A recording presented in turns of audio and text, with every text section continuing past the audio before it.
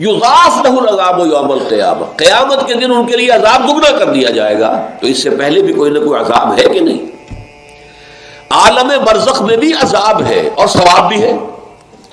حضور نے فرمایا صلی اللہ علیہ وسلم کہ قبر جو ہے کسی انسان کی، وہ یا جہنم کے گڑھوں میں سے گڑھا ہے اور یا جنت کے باغیچوں میں سے ایک باغیچہ ہے۔ اب اس کی حقیقت کو ہم نہیں جان سکتے۔ دیکھیے، نوٹ کر لیجیے اچھی طرح، پکے اصول کے طور پر گرا باندھ لیجیے، عالم برزخ اور عالم آخرہ کی کسی بات میں جو کچھ بتا دیا گیا اس سے آگے کھوج کرید مت کریں، اس لیے کہ یہ آیات متشابہات ہیں، ان کی اصل تعویل ہم نہیں جان سکتے۔ یہ عذاب روح کو ہوتا ہے یا جان کو ہوتا ہے یا کس کو ہوتا ہے، جسم کو ہوتا ہے، ہمیں نہیں معلوم۔ یہ ہمارے اس غیب کے پردے سے ماوراء باتیں ہیں، اور ہم تو یؤمنون بالغیب میں سے ہیں، وہ لوگ ہیں کہ جو غیب کی باتیں، جن کی خبریں دی ہیں اللہ نے، اس کے رسول نے، اس کو مانتے ہیں۔ لیکن ان میں جو ہے اجمال کے اوپر ہی اکتفا کرنی چاہیے۔ ہمارے ہاں بڑے بڑے جھگڑے، یہ خبر والا سنتا ہے کہ نہیں سنتا، اب اس کے لیے دلیلیں، جو ایک طرف وہ لوگ ہیں جو انکار کرتے ہیں کہ قبرگاہ کے اندر مردہ کچھ نہیں سنتا، ان کو کافر قرار دیتے ہیں۔ دیوبند کے مسلک کے لوگوں کے اندر بھی یہ ایک دوسرے کے لیے کفر کے فتوے موجود ہیں کہ جو نہیں مانتا سماع موتا کو وہ کافر ہے، دوسرے کہتے ہیں جو مانتا ہے سماع موتا کو وہ کافر ہے، مردہ کچھ نہیں سنتا۔ اب احادیث میں آتا ہے، احادیث میں تو یہ آتا ہے کہ جب دفن کر کے جاتے ہیں لوگ مردے کو، تو وہ مردہ ان کے قدموں کی چاپ سنتا ہے کہ وہ جا رہے ہیں واپس۔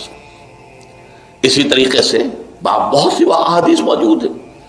حضور کا تو خاص کشف کہ آپ نے دیکھا کہ مردوں کو اس وقت عذاب ہو رہا ہے یا کہ مردوں کا معاملہ یہ ہو رہا ہے۔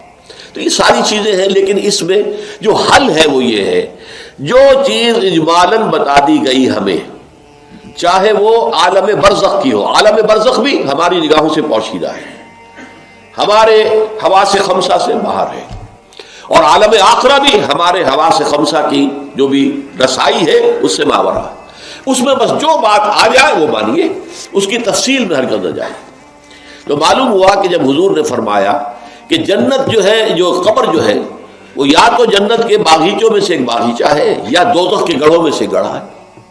کہیں ایسے بھی کہہ دیا گیا کہ قبر میں جب مردہ جو ہے داخل ہو جاتا ہے تو یا تو ایک کھڑکی کھول دی جاتی ہے جنت کی طرف، جس سے جنت کی ہوائیں اور خوشبوئیں اسے آتی رہتی ہیں، روح و ریحان، اس سے وہ فائدہ مند ہو رہا ہے ابھی سے۔